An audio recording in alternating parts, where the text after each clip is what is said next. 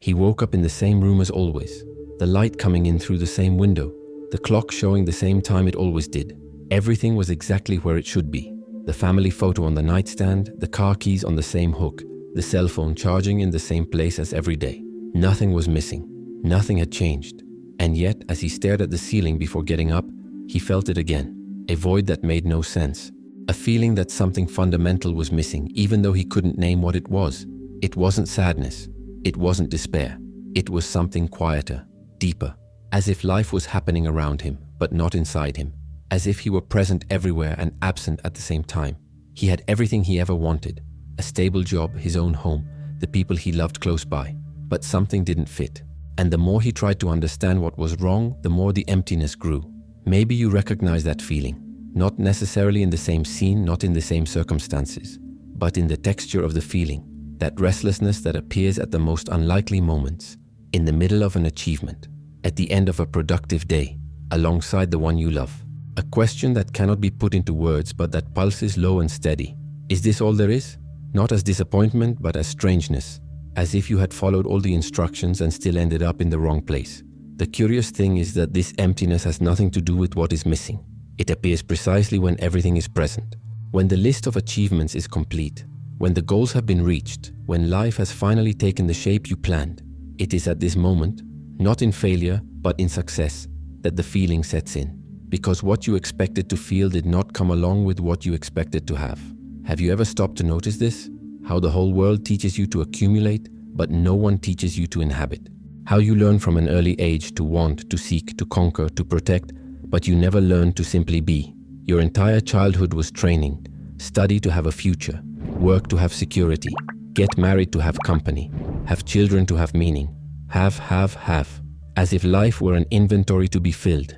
As if existing were synonymous with possessing. And you complied. You did everything right. You followed the script. But now, with your hands full, you realize you don't know what to do with what you have. Because having didn't bring what it promised. The house didn't bring peace. The relationship didn't bring completeness. Success did not bring lasting satisfaction. You keep waiting for something that never comes.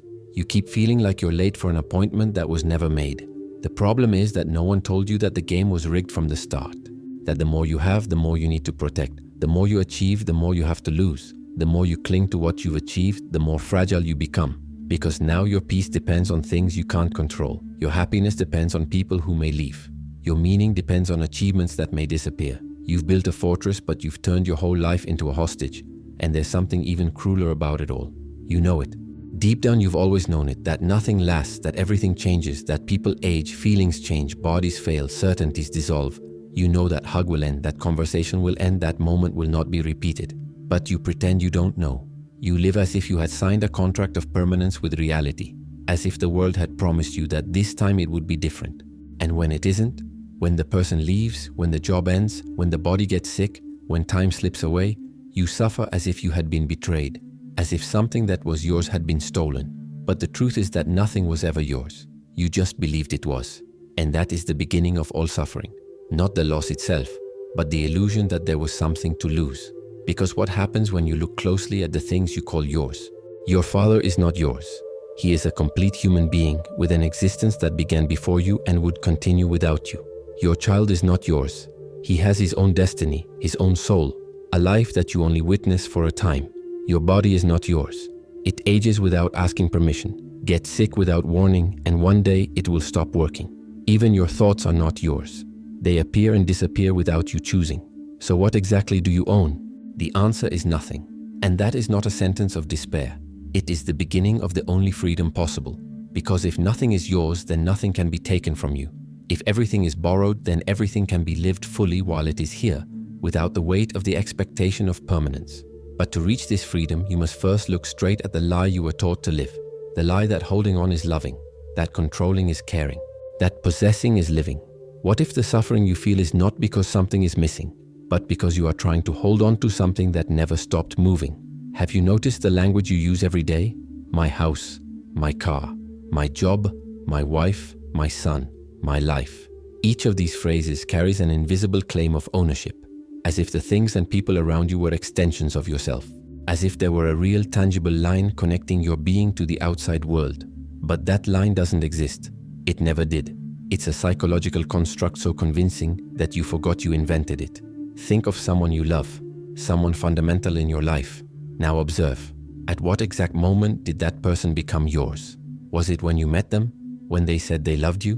When you made promises to each other? The uncomfortable truth is that none of these moments created ownership. What they created was a bond, a memory, a shared history. But you turned all of that into property. And the moment you did that, you turned love into a prison. Because look what happens when you treat a person as something that can be yours. You start to expect eternal fidelity, as if love were a commercial contract. You feel jealous when they show affection for others, as if affection were a limited resource that needs to be kept just for you. You feel betrayed when they change their mind, their behavior, their feelings, as if they had violated an agreement that in fact only existed in your head.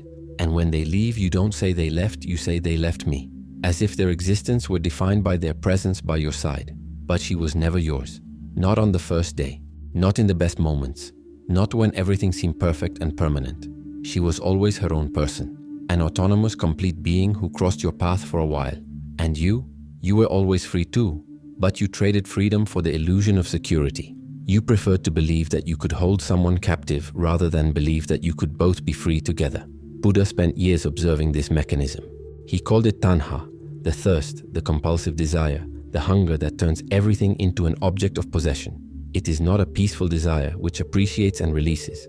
It is a desire that grabs, that wants to freeze the moment, that tries to turn living experience into a dead thing. You see a beautiful flower and want to pick it to have it at home. But the moment you pick it, it begins to die. The act of possessing destroys what you wanted to preserve.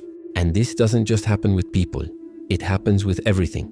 You have a job and start calling it my career, as if the company had signed a blood pact with you. Then you get fired and feel like your identity has been stolen. But the company never promised to be yours.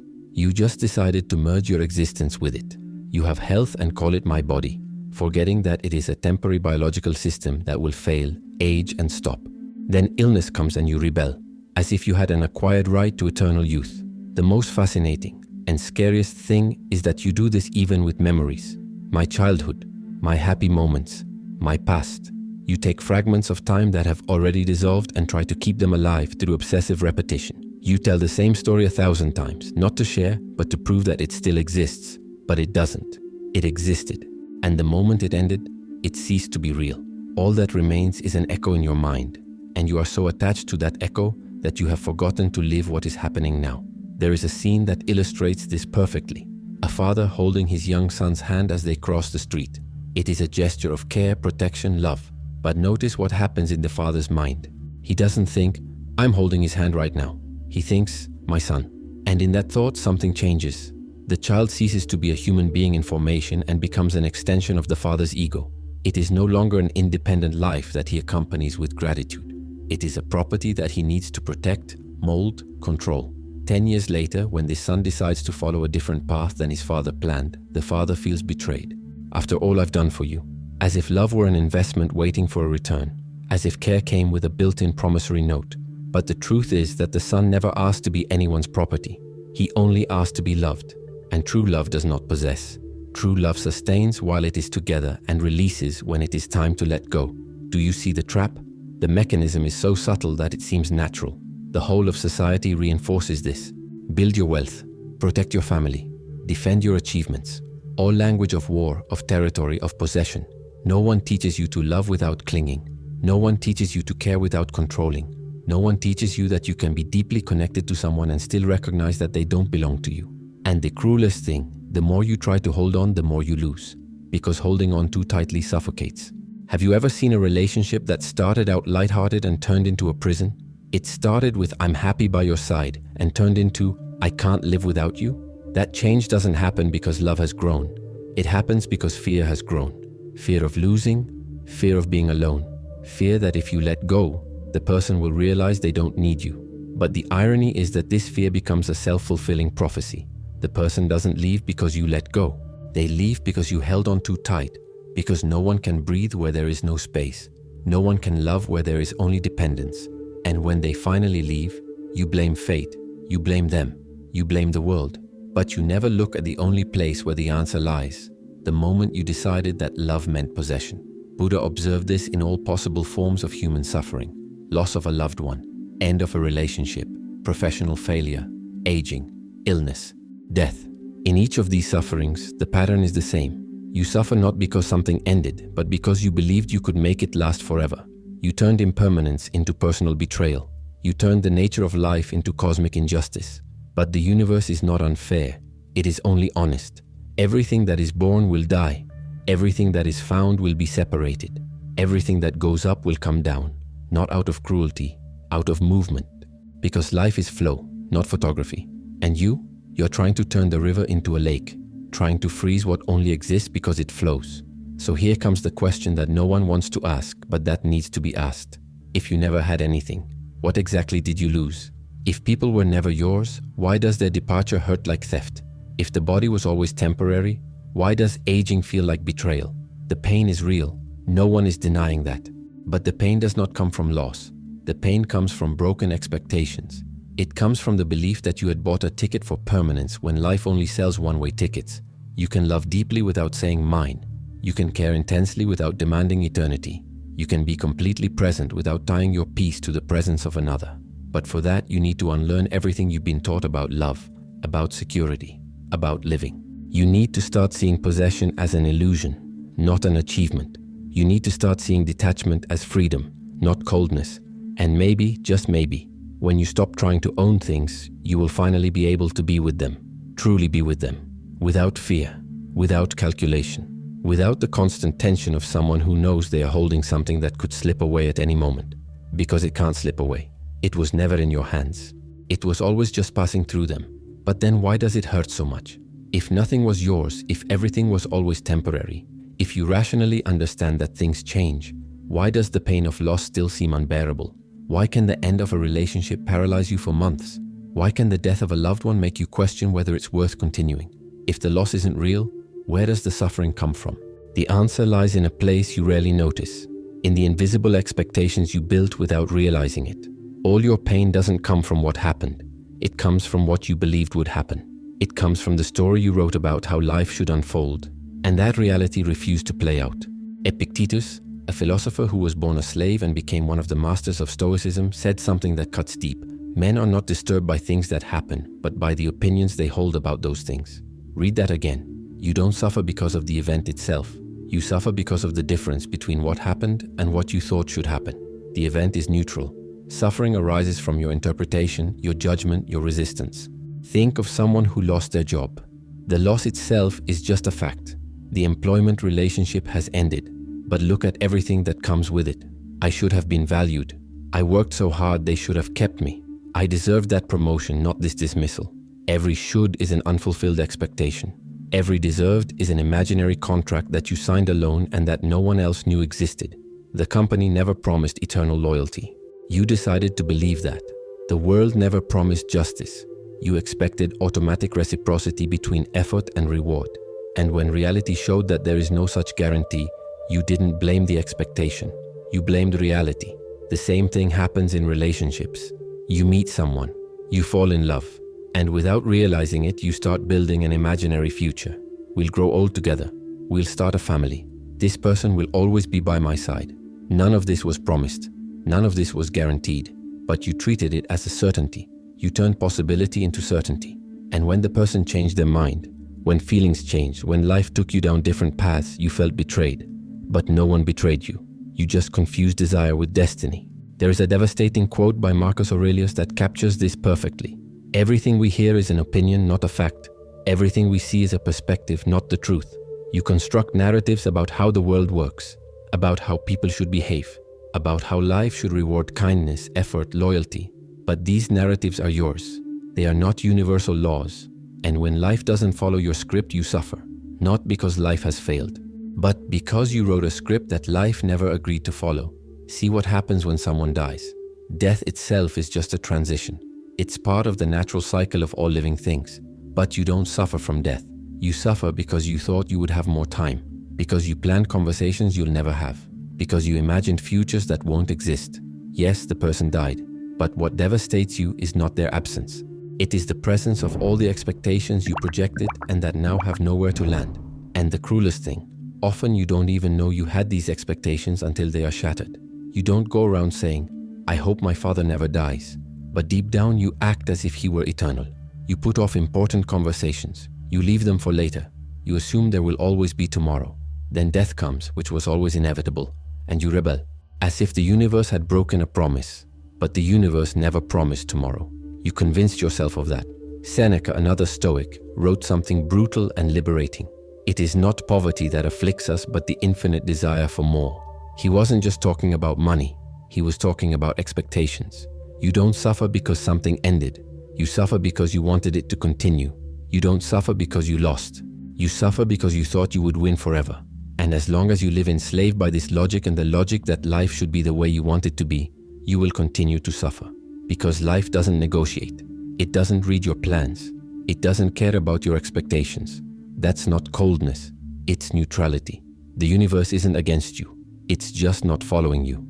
It follows its own laws: impermanence, change, transformation. And you're trying to impose your rules on a game that was never yours. Now notice something even deeper. You don't just create expectations about the future. You create expectations about how you should feel. I should be happy now that I have everything I wanted. I should have gotten over this by now. I shouldn't feel this way. And then you suffer twice. First, for what happened. Then for not reacting the way you thought you should react. You judge your own suffering. You turn pain into shame. You turn sadness into personal failure. But feelings don't obey expectations. They just show up. And when you try to control them, when you demand that they be different from what they are, you create an internal war. A war that will never have a winner. Because you don't control what you feel. You only control how you respond to what you feel. So the question becomes, what would happen if you stopped expecting? What would happen if you let go of all the shoulds, all the deserved, all the had to be different? What would happen if you accepted that life is exactly as it is, without asking permission, without following scripts, without promising happy endings? Do you think that would make you cynical, bitter, indifferent? But the opposite is true. When you stop fighting reality, you can finally see it. When you stop demanding that things be different, you begin to perceive them as they really are. And then something strange happens. The pain doesn't go away, but it stops dominating. It becomes just another passing sensation, like rain that wets and then dries. It doesn't have to mean tragedy. It can simply mean change. Epictetus said, "Don't ask for events to happen as you want them to. Wish for them to happen as they do, and you will have peace." This is not conformity. It is clarity. You continue to act, continue to choose, continue to love, but you stop tying your peace to outcomes you cannot control. You stop making life your enemy because it didn't obey your orders. And when you finally let go of expectations, you realize something liberating. You were never in control. You never were. The only thing that was ever under your control was your response to what happens. Not what happens, just your response. And maybe that's enough. Maybe that has always been enough. But to accept that, you need to look at something even deeper. You need to understand that it's not just external things that change. You change too. And maybe, just maybe, even the you who suffers is temporary. You spend your whole life trying to protect a version of yourself that no longer exists. Think about the person you were 10 years ago, the fears you had, the dreams you pursued, the certainties you carried. Now look at who you are today. How many of those certainties still make sense? How many of those fears still haunt you? How many of those dreams still move you? The truth is that you have changed, profoundly, but you continue to present yourself to the world as if you were the same person. As if there were a fixed, solid, unchanging me traversing time. But that self does not exist. It never did. What exists is a continuous process of transformation that you insist on calling identity. You are like a river that looks in the mirror and decides it is a lake. But no matter how many times you repeat, "I am like this," the water keeps flowing. The cells in your body are renewed. Memories are rewritten. Thoughts come and go without asking permission. Even your deepest convictions, the ones you swear define who you are, change with time, experience, context. Nagarjuna, a Buddhist philosopher who lived almost 2000 years ago, dedicated his life to dismantling this illusion. He called it shunyata, emptiness, void, not in the sense that you don't exist, but in the sense that you don't exist in the way you imagine. There is no solid, permanent, independent core that you can point to and say, "This is me." What there is a web of relationships, memories, sensations, thoughts in constant transformation. You are not a thing. You are a process. Think about how you define yourself. I am a lawyer, but you are only a lawyer while you practice law. Take that away and what remains? I am a father, but you are only a father in relation to your children. Take that relationship away, and who are you? I am Brazilian. But that only has meaning within a system of borders invented by others. Take away the context and what remains? Do you see the pattern? Each of these identities depends on something external. None of them is intrinsic. None of them is permanent. And yet, you cling to these identities as if they were the truth about you. You defend your opinions as if they were part of your essence. You protect your image as if it were sacred. You suffer when someone questions who you say you are, not because the criticism is true, but because it threatens the story you tell about yourself. And that story? That story is just that, a story. A narrative constructed, edited, retold so many times that you forgot you invented it. Neuroscience confirms this in an almost disturbing way. There is no single place in the brain that functions as a center of self. What exists is a distributed network of processes, memory here, language there, bodily sensation over there, that work together to create the illusion of continuity. Your brain is a compulsive storyteller. It takes disconnected fragments of experience and stitches them together into a coherent narrative called my life. But the coherence is retroactive. You don't live and then tell. You tell as you live, and the story changes all the time. Want proof? Think of an important event from your childhood. Now try to separate what you actually remember from what you were told about that day. Try to distinguish the true memory from the photos you've seen, from the stories you've heard over and over again. Can you do it? Probably not, because memory is not an archive. It is reconstruction. Every time you remember, you are recreating that moment with the material you have now, your current beliefs, your present feelings, your interpretations today. The person who lived that event no longer exists, and the memory you have is not faithful to what happened. It is a collaborative invention between who you were and who you are. So what are you defending when you defend who you are? A fiction. A useful fiction, yes. A fiction that helps you navigate the world, maintain relationships, make decisions. But still a fiction. And the problem isn't that it's false. The problem is that you believe it is real. And when you believe it is real, you suffer every time it is threatened. See what happens when someone criticizes you. Let's say someone says you are selfish. If you are not attached to the story of being generous, the phrase passes. You may even consider whether there is any truth in it. Adjust what is necessary and move on. But if you have built your identity around being the altruistic, kind person who always puts others first, then that phrase becomes a bomb. Because it is not attacking a behavior. It is attacking who you believe yourself to be. And defending that becomes a matter of psychological survival. But ask yourself, who is suffering at that moment? The real you? Or the image of yourself that you spend years polishing, protecting, presenting to the world? Because if the real you were solid, permanent, real, criticism would have no power. It would be like throwing a stone into the ocean. It makes a noise, creates a wave, and then the ocean remains the ocean. But you are not the ocean. You are the wave that is afraid of dissolving. And there is something even deeper than that. You don't just defend the image you show others. You defend the image you show yourself. You have an internal story about who you are. I am strong. I am intelligent. I am sensitive. I am resilient. And every time life puts you in a situation that contradicts that story, you go into crisis. Not because the situation is unbearable, but because it proves that you are not who you thought you were. And that for the ego is unacceptable. Zhuangzi, the Taoist philosopher, told a famous story. He dreamed he was a butterfly. When he woke up, he didn't know if it was Zhuangzi who had dreamed he was a butterfly, or if it was a butterfly dreaming it was Zhuangzi. This was not a philosophical joke. It was a genuine question about the nature of identity. If you can be something completely different in a dream, and it feels absolutely real while it lasts, what makes you so sure that your current identity isn't just another dream, another temporary state that will dissolve when you wake up? You may be thinking, but I feel like I am me. I have continuity. I recognize myself in the mirror. Yes, you do, but continuity is not permanence. You also recognize yourself in old photos, but you are no longer that person. The face is similar. The name is the same, but everything else has changed. Your tastes, your priorities, your values, even the physical structure of your brain is not the same. So what exactly has remained? A feeling, an impression of continuity, but feeling is not fact. And here's the most liberating and scariest part of it all. If there is no fixed I, then there is nothing to protect. All the years you spent building your reputation, defending your image, trying to prove your worth, all of that was built on sand. Not because you failed, but because what you were trying to solidify was never solid to begin with. Do you think this makes you insignificant? That if there is no permanent I, then nothing matters? But the opposite is true. If there is no fixed I to protect, then you can be free. Free to change your mind without feeling like you're betraying yourself. Free to make mistakes without the mistake defining you. Free to fail without the failure becoming your identity. Free to love without turning the relationship into an extension of your ego. Free to live without carrying the weight of having to be someone specific all the time. Because look what happens when you let go of the idea of a permanent self. You stop saying I've always been this way as an excuse for not changing. You stop saying this is not who I am when life pushes you out of your comfort zone. You stop defending old versions of yourself that no longer serve you. And you start to move, flow, transform. You become water again after spending so much time trying to be stone. And there's more. If you're not a fixed thing, then no one else is either. That person who hurt you, they're changing too. The version of them that hurt you may not even exist anymore. That person you love, they are not the same as yesterday. Every day they wake up different, carrying new experiences, new thoughts. You can't expect them to always be the same, and they can't expect you to be. So maybe the question is not who am I?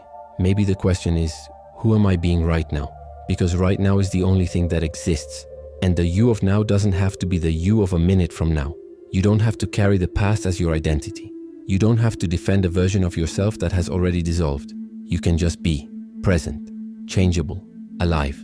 But if even you are not permanent, then what is left? What is left when you let go of even the idea of being someone? The answer is closer than you think. But to get there, you need to understand one last thing. The problem is not just that you try to hold on to the world. It's that you try to hold on to the very act of holding on. There is a specific type of suffering that you rarely recognize. It's not the pain of losing something. It's not the sadness of seeing someone leave. It's the exhaustion of trying to prevent that from happening. It's the exhaustion of waking up every day and spending your energy trying to keep everything in place, trying to control the uncontrollable, trying to hold the wind with your open hands and despairing because it keeps escaping. You do this all the time. You try to control how people see you, how your children develop, how your body ages, how your emotions behave, how the future will unfold. You create plans, routines, systems, strategies, all to create the illusion that you are in control. And when something goes off script, you don't think, life is moving. You think, I failed, as if control were possible and the lack of it were your incompetence. But control is the big lie, the big fantasy they sold you since childhood. Study and you will succeed. Be good and you will be loved. Plan and you will be safe. Each of these phrases taught you that there is a formula, that if you do your part, life will do its part. That the world responds to effort, intention, merit, but the world does not respond. It just happens. And you are trying to negotiate with something that never entered the conversation. Lao Tzu, the author of the Tao Te Ching, observed this with a clarity that spans millennia. What is rigid and hard will be broken. What is flexible and soft will remain. He was not talking about physics.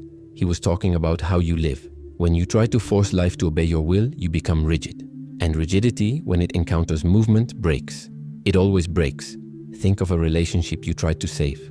Maybe you realized you were drifting apart from the person. And instead of accepting that something was changing, you tried to fix it. You tried to control it. You planned more dates. You forced more conversations. You demanded more attention. But the more you tried to hold on, the more the person pulled away. Not because they didn't love you, but because love under pressure becomes an obligation. And obligation kills everything that is alive. Or think about work. You dedicate yourself completely. You sacrifice time, health, personal relationships. You do everything right. You meet deadlines. You exceed goals. And then comes the dismissal, or the promotion that never comes, or the recognition that never comes, and you rebel. I did everything I was supposed to do. Yes, you did. But you confused control with guarantee.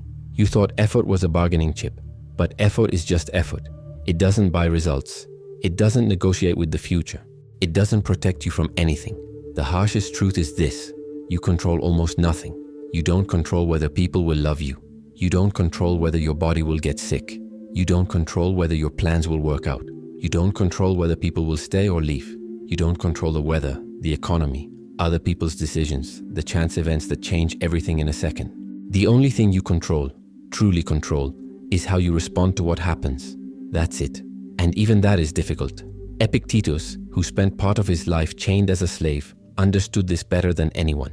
He wrote, "Happiness and freedom begin with a clear understanding of one principle. Some things are within our control and others are not." It sounds simple, but look at how many hours of your day you spend trying to control what is not within your control. Trying to change someone's opinion of you. Trying to make someone respect you. Trying to ensure that the future is secure. Trying to stop time from passing. You are fighting against winds that don't even know you exist. And the cruelest thing is that every attempt at control creates more anxiety, not less. Because now you have more things to protect. more variables to monitor, more threats to predict. You thought control would bring peace, but it brought constant vigilance. You thought planning everything would put your mind at ease, but now you live in fear that your plans will fail. You've turned your life into an impossible game where you have to predict every move so you don't lose, but the game never had fixed rules. Observe the people around you. Look at those who live in tension, always anticipating problems, always preparing for the worst. They think they are protecting themselves. But what they are doing is living the tragedy before it happens. They are suffering twice, once in their imagination, once in reality. And even when tragedy doesn't come, they don't rest, because there is always a new threat on the horizon. There is always something else to control. You may be thinking, but if I don't try to control it, I'll be vulnerable. I'll be caught off guard. I'll suffer more. And here's the paradox. You're already vulnerable. You always have been. You can always be caught off guard. You can always suffer.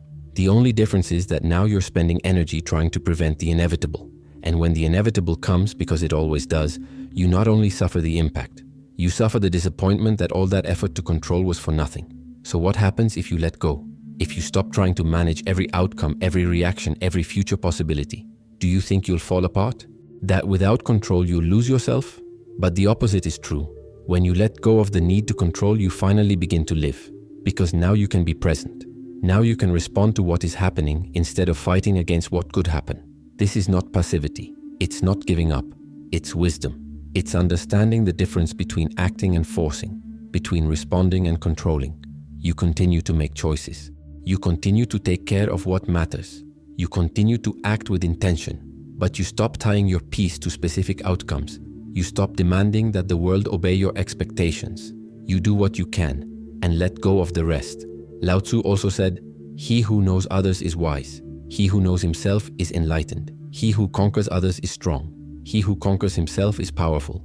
And conquering yourself is not about controlling your emotions with an iron fist. It's about stopping fighting them.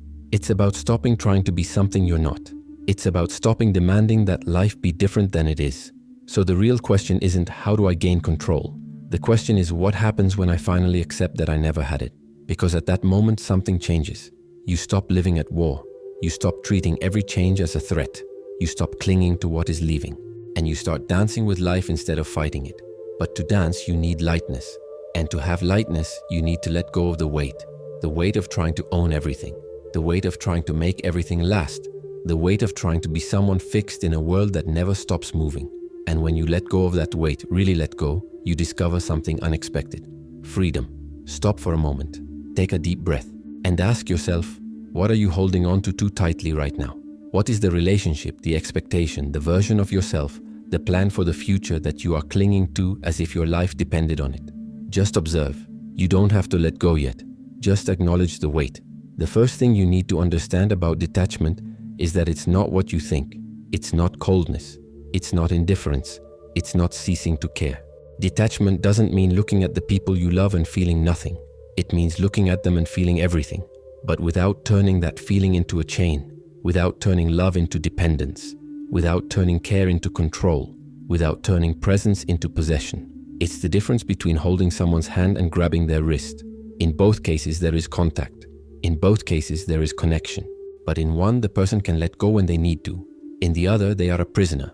And the most ironic thing is that the one who holds on also becomes a prisoner. Because now you can't let go. Now your peace depends on that person not leaving. Now you are no longer living.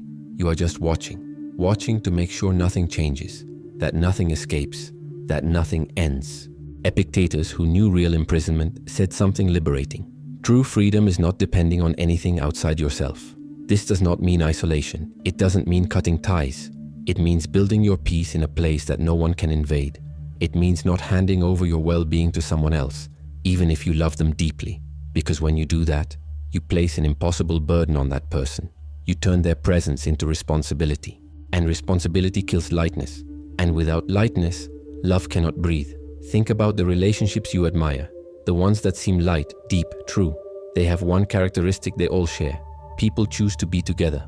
Not because they need to, but because they want to.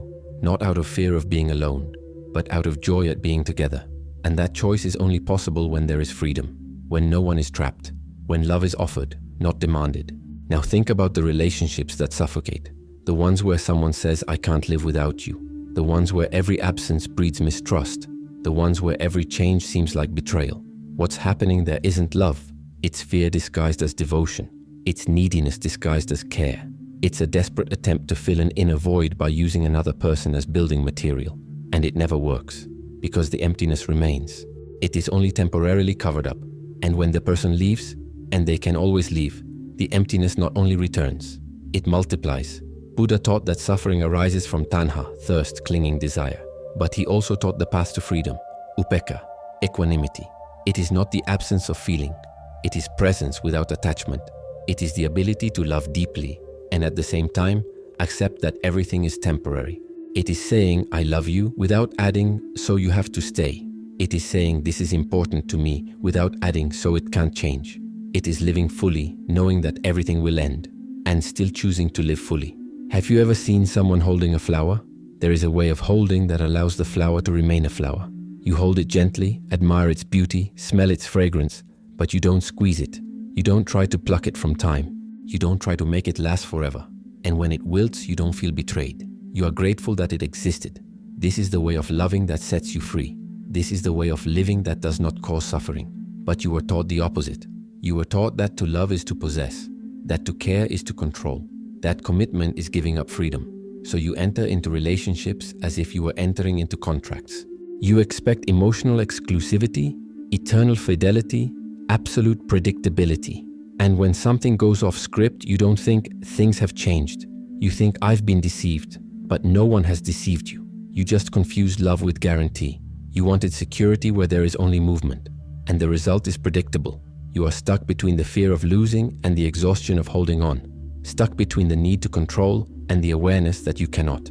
Stuck between the desire for everything to stay the same and the reality that nothing stays the same. So what changes when you learn to let go? First, you stop seeing every change as a threat. Does the person you love start to develop new interests? Instead of feeling panic, you feel curiosity. Does your child choose a different path than you planned? Instead of feeling betrayal, you feel respect. Does your work change direction? Instead of feeling a loss of identity, you feel possibility. Second, you stop living in the future, because attachment always looks ahead with fear. What if she leaves me? What if I lose this? What if it doesn't work out? But detachment lives in the now, not because it ignores the future, but because it understands that the future is uncontrollable. So why waste the present rehearsing tragedies that may never happen? Why ruin what is alive now for fear that one day it will be gone? Third, you begin to truly love. Because now you are not loving to fill a void. You are not loving to ensure companionship. You are not loving to avoid loneliness. You are loving because the person exists, because they crossed your path, because sharing time with them enriches your existence. What if one day they leave? You will feel their absence. You will miss them. But you will not feel that something that was yours has been stolen, because you never treated that person as your property. Marcus Aurelius, emperor of Rome and Stoic philosopher, wrote in his diaries, "Only what you possess can be lost. If you possess nothing, you can lose nothing." He wasn't being cynical. He was being free. He loved his family. He loved his empire. But he didn't confuse love with possession. And so, when life took something away, and life always does, he didn't fall apart. He carried on, because his peace never depended on external things lasting. You may find this cold. You may think that letting go like this is protecting yourself too much, building walls instead of bridges. But the opposite is true. Attachment is what builds walls. Attachment isolates you within your expectations, within your fears, within your need for control. Letting go frees you to be present, to love without fear, to live without the constant tension of someone who knows they can lose everything at any moment. And there's something else. Detachment isn't just about people. It's about everything. Your identity, your beliefs, your achievements. You can be proud of what you've built without making it your prison. You can have strong convictions without turning them into dogma. You can value your work without merging your identity with it. You can be all of these things and still know that none of them are you, that you are greater than any role you play, greater than any achievement you attain, greater than any version of yourself you present to the world. So the ultimate detachment is not from things nor from people. It is from yourself. It is letting go of the need to be someone specific, to maintain an image, to protect a reputation, to defend an identity. It is realizing that you can change completely and still be whole, that you can lose everything and still be you, that you never needed anything external to be complete, because completeness is not something you achieve. It is something you recognize. But recognizing this does not solve everything. It does not protect you from pain. It does not prevent you from feeling loss. It only changes the nature of suffering. Because now you suffer without destroying yourself. You feel without drowning. You lose without losing yourself. And maybe that's enough. Maybe that has always been enough. But there is still one question left. If you let go of everything, expectations, control, identity, possessions, what is left? What remains when everything that is temporary dissolves? And the answer to that question is what finally sets you free. There is a moment in the midst of devastating loss when something strange happens. You have cried all you can cry. You have gone over what could have been different 1,000 times in your head. You have negotiated with the universe, with God, with chance. And then there is silence. It is not peace. It is not acceptance. It is just emptiness. An emptiness so complete that you no longer even know who is feeling that emptiness. And in that moment, if you don't run away, if you don't fill the space with distraction, with anger, with a new obsession, you can see something that was always there, but that you never stopped to observe. You, without history, without identity, without a role to play. Just the awareness that you are alive, that something in you continues to witness even when everything you thought defined you has disappeared. And that awareness does not suffer. It just observes the suffering. It does not despair. It just notices the despair. It is not broken. It just recognizes that something has been broken. And if you can remain in that space, even for a few seconds, you touch something that can never be lost, because it was never built. Marcus Aurelius, writing to himself in the midst of the wars he commanded, said, "Everything external is smoke blown by the wind." He wasn't being nihilistic. He was pointing to what is not smoke, to what is not carried away by the wind, to what remains when everything else dissolves. And what is that? It is not your body because it ages. It is not your achievements because they can be taken away. It is not your relationships because they can end. It is not your thoughts because they change all the time. What remains is the consciousness that perceives all of this, the presence that exists before any story is told. You may be thinking, but that's too abstract. That doesn't help me with what I'm feeling right now. And that's true. When you're in the midst of pain, knowing that there is a pure consciousness behind it all doesn't make the pain go away, but it does something different. And perhaps more important, it makes you realize that the pain is not you, that suffering is something you experience, not something you are. And that distinction changes everything. Because see, when you say I am sad, you are identifying with sadness. You are saying that sadness is who you are right now. But if you change the phrase to there is sadness here, something shifts. Now sadness is an event, not an identity. It's an emotional mood passing through you, not the definition of who you are. And if it's something that passes, then you can wait. You can observe. You can let it pass without clinging, without resisting, without turning temporary emotion into permanent trauma. Buddhists call this anatta, the absence of a permanent self. Not in the sense that you don't exist, but in the sense that you are none of the things you think you are. You are not your thoughts, because you observe your thoughts. You are not your emotions, because you feel your emotions. You are not your body, because you perceive your body. So who are you?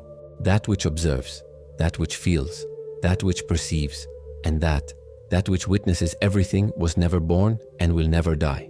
Because it is not a thing. It is just awareness, just presence, just the act of being here. This may seem too philosophical, too far removed from real life, but it is just the opposite. It is the most real thing there is. Think about when you were a child. Do you remember looking up at the sky and simply existing? Without thinking about who you were, without worrying about the future, without carrying the weight of an identity. That awareness is still here. It never went away. You just covered it with layers and layers of stories, expectations, fears, identities. But it remains underneath all that, waiting, quiet, untouched by everything that has happened. And when you lose something you thought was fundamental, a relationship, a job, a version of yourself, what happens is that one of those layers is torn away. And it hurts. It hurts a lot, because you built your life on that layer. But after the pain passes, you realize something strange. You are still here, without that layer. And you're still you, maybe even more you than before, because now there's less mask, less character, less illusion. There's a story Zhuangzi told. When his wife died, his friends went to visit him, expecting to find him devastated. But he was sitting there, playing a drum and singing. They were shocked. "How can you do that? Your wife died." And he replied, "Course, when she died, of course I felt it. But then I thought, before she was born, she didn't exist. Now she has returned to the same place. Why should I cry? It would be like crying for winter when summer arrives." This is not coldness. It is deep understanding. Zhuangzi was not denying the pain. He was refusing to turn the pain into a cosmic tragedy. He was seeing death as part of the natural movement of life, as part of the Tao, the flow that never stops, that dissolves forms and creates new forms, that knows no beginning and no end because it is pure movement. And you, are you living as if there were something outside this flow? As if there were a safe place where you could hide from impermanence? But there isn't. Everything you are, everything you have, everything you love, it's all within the flow. It's moving, it's changing, it's slowly or quickly dissolving. And you can spend your life fighting it, creating unnecessary suffering. Or you can learn to move with it, not because you want to, but because there is no other option. But here's what no one tells you. When you finally stop fighting, when you let go of even the need to understand, when you accept that you were never in control, despair does not come. Relief comes. A relief so deep that it may seem strange at first, because now you no longer have to carry the weight of keeping everything going. You no longer have to pretend you're in charge. You no longer have to defend a version of yourself that doesn't even exist. And the strangest thing, you start to live more, not less, because now you're not torn between what you are and what you should be, between what you feel and what you should feel, between what happens and what you wanted to happen. You are simply here, present, whole, not because you've solved all your problems, but because you've stopped treating life as a problem to be solved. Seneca, another Stoic who faced exile, betrayal, and ultimately forced death, wrote, "Life is long enough for those who know how to use it." He wasn't talking about the amount of time. He was talking about presence. Because you can live 80 years and never really be present. You can spend your whole life rehearsing the past or anticipating the future, but never inhabiting the now. And in the end, you will realize that you did not live. You only planned to live. You only prepared to live. You only imagined living. But when you let go, when you really let go, not just intellectually, but viscerally, something changes. You start to notice things. The light changing in the late afternoon, the sound of breathing, the texture of an ordinary moment, things that were always there but you never saw because you were too busy protecting, controlling, planning. And you realized this was always enough. This moment, exactly as it is, was always enough. You just couldn't see it because you were looking for something more, something permanent, something guaranteed, something that would make you feel safe. But safety is the illusion that keeps you away from life, because life is risk. Life is uncertainty. Life is not knowing what comes next and still taking the next step. So what remains when you let go of everything? When you let go of possession, expectation, identity, control, even suffering? What remains is something that never needed to be held onto. Something that has always been here. Something you have always been but forgot while you were busy trying to become. Only this remains. The simple fact of being alive, of being conscious, of being here now, witnessing this moment that will never be repeated. And that which you always thought was not enough, that is everything. It always has been. He wakes up. The light through the window is the same. The clock shows the same time. The keys are on the same hook. The photo is in the same place. Nothing has changed outside, but something has changed inside. He can't say what. There was no dramatic revelation. There was no moment of absolute clarity, just a stillness that wasn't there before. A space between thoughts. A lightness that doesn't depend on anything being right. He still has the same responsibilities, the same job, the same bills, the same relationships. But the texture is different. Before, everything was a burden.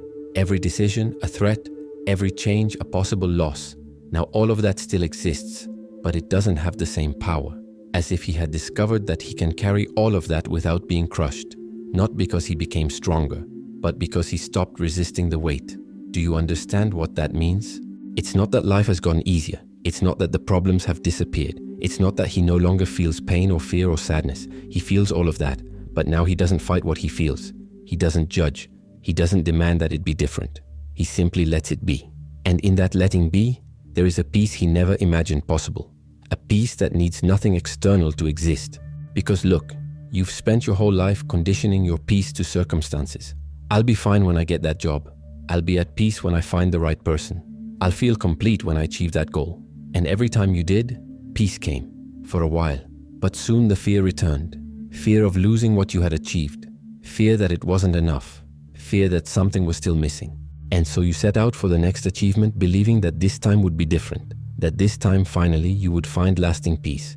But lasting peace is not found in any achievement. It is not found in any relationship. It is not found in any future version of yourself.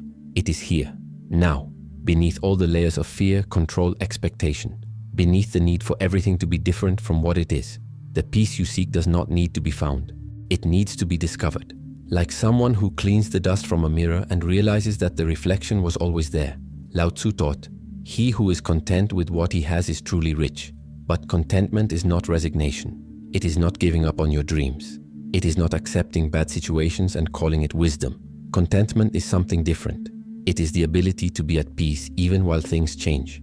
It is being able to work for something better without tying your peace to the outcome. It is being able to love deeply knowing that you may lose. It is being able to live fully knowing that everything is temporary. Think about how you breathe. You inhale and at the right moment exhale. You don't try to hold your breath forever. You're not afraid that the next breath won't come. You trust the process. Inhale, exhale, inhale, exhale. It's a cycle you don't even think about. And that's the perfect metaphor for how to live. Receive what comes. Let go when it's time to let go. Trust that the next moment will bring what is needed, without clinging, without resisting. But you don't live like that. You inhale and try to hold on. You receive love and try to hold on to it. You achieve something and try to freeze it. You have a happy moment and try to make it last forever. And the result? Suffocation, anxiety, the constant feeling that you are about to lose something fundamental. Because you are. You always are. Because everything you can lose is temporary. And if you've tied your peace to temporary things, your peace will also be temporary. The big change happens when you build your peace on what is unshakable. And what is unshakable? Not your achievements, not your relationships, not your body, not your thoughts. What is unshakable is the awareness that perceives all of this. The presence that exists before any thought. The space in which all experience happens. That never changes. That is never threatened. That can never be lost. Because it is not a thing. It is what you are when you stop being all the things you think you are. And when you live from that place, when your peace no longer depends on anything outside yourself, everything changes. Not the world. You. You continue to love but without despair. You continue to work but without anxiety. You continue to plan but without attachment to your plans. You continue to care but without controlling. You do everything you've always done. But now there is lightness. There is space. There is a tranquility that does not need anything specific to exist. Epictetus, who knew physical slavery, taught about true freedom. No man is free unless he is master of himself. And being master of yourself is not controlling every thought and emotion. It is not being controlled by them. It is being able to feel anger without acting out of anger. Being able to feel fear without being paralyzed by fear. It is being able to feel sadness without drowning in sadness. It is knowing that you are greater than anything that happens to you. So imagine what it would be like to live like this. To wake up without fear of what the day will bring. To love without fear of losing. To work without fear of failure. To grow old without resisting the passage of time. To feel pain without turning it into suffering. To feel loss without calling it a tragedy. Would that be indifference? No, it would be freedom. The freedom to be fully present in each moment, knowing that the moment will pass. And that's okay. You can practice this right now, right where you are. You don't have to wait for enlightenment. You don't have to read more books. You don't have to find the perfect teacher. You just have to stop, breathe, and observe. Observe what is here without trying to change it. Observe what you feel without judging. Observe what you think without identifying with it. And in that observation, simple, direct, effortless, you touch the peace that has always been here. The peace that needs nothing. The peace that depends on nothing. The peace that is you when you stop trying to be something else. Buddha said something simple and profound. Peace comes from within. Don't look for it outside. He didn't say peace is achieved or peace is deserved. He said it comes from within. Because it's already there. It always has been. You just covered it with so many expectations, so many fears, so many stories about who you are and who you should be, that you forgot it exists.